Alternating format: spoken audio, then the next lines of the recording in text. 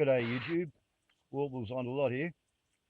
Well, now we have an interesting thing. What we have is grey fantails and fairy wrens acting as snake guards.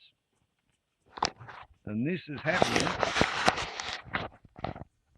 because we don't have choughs any longer. Over the past 3 months, 5 choughs became 4 choughs, and I was hoping that one was sitting on a nest. I knew they were building a nest because I could see mud on their breast feathers. And then 4 became 3, and then 3 became 2, and then 2 became 1. And probably 2 weeks ago, that one last lonely looking chough came up to me and looked at me and wagged his head and walked away. And I haven't seen the choughs any longer. So now the fairy wrens are over there making a bit of a noise, and the bowerbirds just showed up, and the snake is getting the message, but the choughs they're not on the scene any longer. And the really sort of sad, ironic part,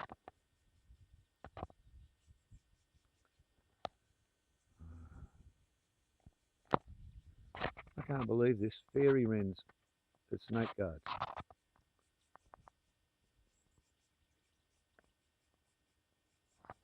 What a turnout for the books.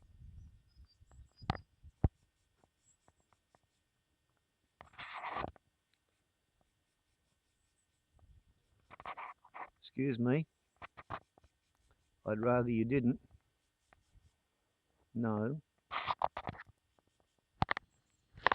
What are you doing? Come on. Yeah, it's me. Back off.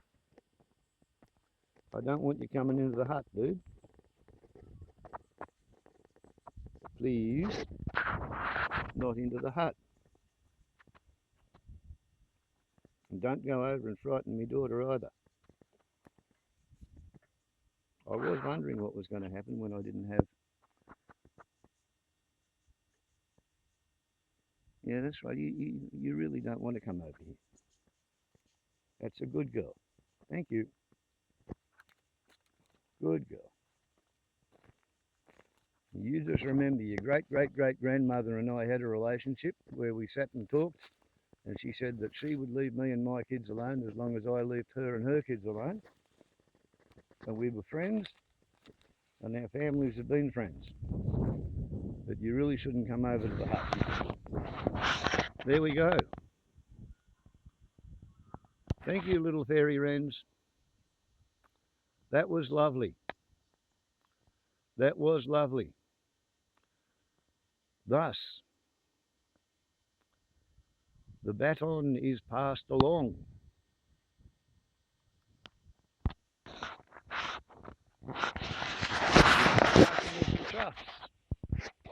The fairy wrens are now the snake guard in the clearing. I was wondering what was going to happen, and the ultimate irony, about a week after the last chough, when we had all that really high wind,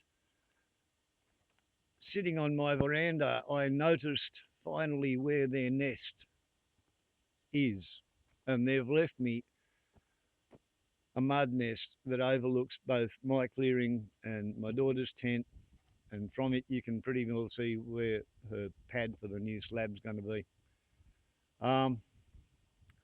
Decoratively concealed by one intervening branch of leaf covered with dangling leaves, so that it's only when those leaves are pushed out of the way by the wind can I see the nest from here. But yeah, it's kind of like a tombstone in the sky. I don't know what happened to them. I haven't found any feather balls on the ground, so I don't think it was a cat or a fox stalking them.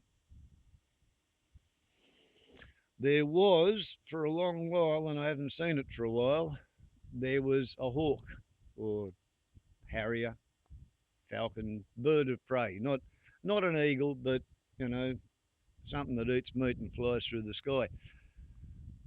I sort of suspect that they've been picked off one by an aerial predator. So, yeah, I'm literally in the situation of watching one rare and threatened species feed on another rare and threatened species, which was it was a cartoon joke back in the 1970s. What does your greenie do when you see an endangered deer eating an endangered plant? And the sad but poignant response is you're supposed to rejoice that you live in a place where the environment is rich enough that you've got two endangered species that are interacting in a more or less natural way. Um, so Vale, the chough family, I don't know when another chough family is going to come and occupy the territory. If there's another chough family that's available, but of course there might be, there might be. There's always somebody who's clearing forest to make way for new development. So maybe one of them will figure out that there's an opening for a chough family here, and maybe the bloody predatory swamp harrier will bugger off and eat somebody else's rabbits or something, do something useful. But yeah, there you go. Now you know that's what happens with the snakes now the choughs aren't on the scene anymore. Warbles on a lot to YouTube. Ciao. And whereas the bloody fairy wrens were telling me about a snake that wanted to move into the hut, that friggin' bowerbird cock was in here raiding the bread bag and turning over the garbage bin. Not as bloody friendly as you might think, that bowerbird. Not as useful either. Such is life. Bonus extra features, eh?